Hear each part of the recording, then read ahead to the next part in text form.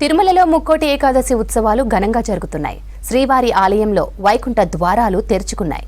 అత్యంత పవిత్రమైన ముక్కోటి ఏకాదశి రోజు ఉత్తర ద్వారం నుంచి శ్రీనివాసుని దర్శించుకోవడం ఆనవాయితీ. తెల్లవారుజామున 3 గంటల నుంచి భక్తులు వైష్ణవాలయాలకు వెళ్లి ఉత్తర ద్వార దర్శనంతో ఆ దేవదేవుణ్ణి దర్శించుకుంటారు.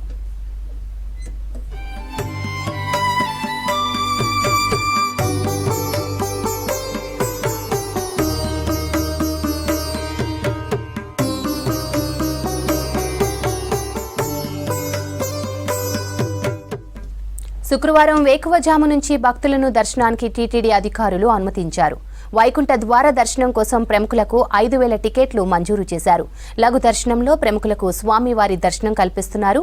తిరుమల శ్రీవారిని హర్యానా గవర్నర్ దత్తాత్రేయ, కేంద్ర మంత్రి రామ్మోహన్ నాయుడు, ఏపీ స్పీకర్ చింతకాయల అయ్యన్న పాత్రుడు, డిప్యూటీ స్పీకర్ రఘురాం కృష్ణంరాజు, రామ్దేవ్ బాబా, ఏపీ మంత్రులు అనిత, కొలుసు పార్థసారథి, నిమ్మల రామానాయుడు, సవిత, సంధ్యారాణి, ఎంపీ వేమిరెడ్డి ప్రభాకర్ రెడ్డి, ఎమ్మెల్యే వేమిరెడ్డి ప్రశాంత్ రెడ్డి స్వామివారిని దర్శించుకున్నారు.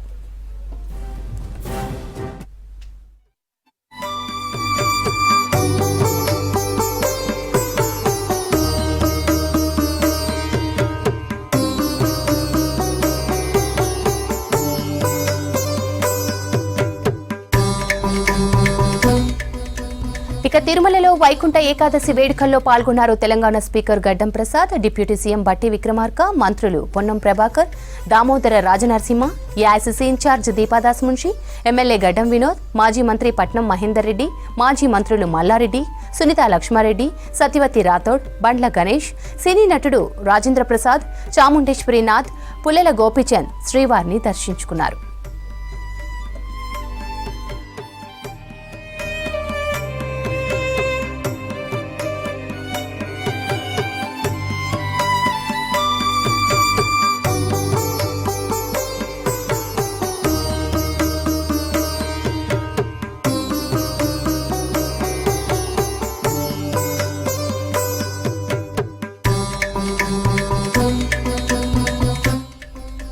ముక్కోటి ఏకాదశి సందర్భంగా శుక్రవారం వేకువజామున శ్రీవారి ఆలయంలో వైకుంఠ ద్వారాలు తెరుచుకున్నాయి. ఇవాల్టి నుంచి ఈ నెల 19 వరకు భక్తులకు వైకుంఠ ద్వార దర్శనాన్ని కల్పిస్తున్నారు టీటీడీ అధికారులు. 10 రోజుల పాటు శ్రీవారి ఆలయంలో జరిగే అన్ని ఆర్జిత సేవలతో పాటు ప్రత్యేక దర్శనాలను అధికారులు రద్దు చేశారు. ఈ 10 రోజులు కేవలం దర్శనం టికెట్, టోకెన్స్ ఉన్న భక్తులకు మాత్రమే శ్రీవారి దర్శనానికి అనుమతినిచ్చారు. ఇవాళ శుక్రవారం కావడంతో అర్చకులు శ్రీవారికి ఏకాంతంగా అభిషేకాన్ని నిర్వహించారు.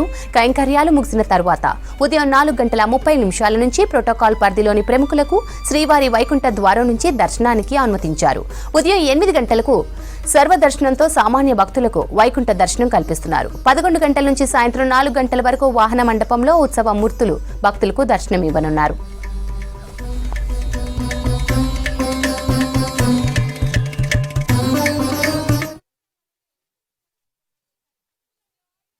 వైకుంఠ ఏకాదశి దర్శనానికి రావడం జరిగింది.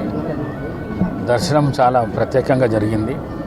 ఇంతకు మునుపు కంటే కూడా ఈసారి బ్రహ్మాండంగా దర్శనం ఏర్పాట్లు చేసిండ్రు. అలంకరణ కూడా కొత్తగా చేసిండ్రు. చాలా మంచి దర్శనం అయింది. మరి భగవంతుడిని 2 రాష్ట్రాలు అన్నదమ్ముల్లాగా అభివృద్ధిలో ఒకట కలిసి పనిచేయాలని చెప్పేసి మొక్కుకున్నా. అదేవిధంగా 2 రాష్ట్రాల రైతులు కూడా సుభిక్షంగా ఉన్నారని మొక్కుకున్నా అని చెప్పేసి. దాంతో పాటు మేమందరం వికారాబాద్ నుంచి చాలామంది 10 మంది వచ్చినాము.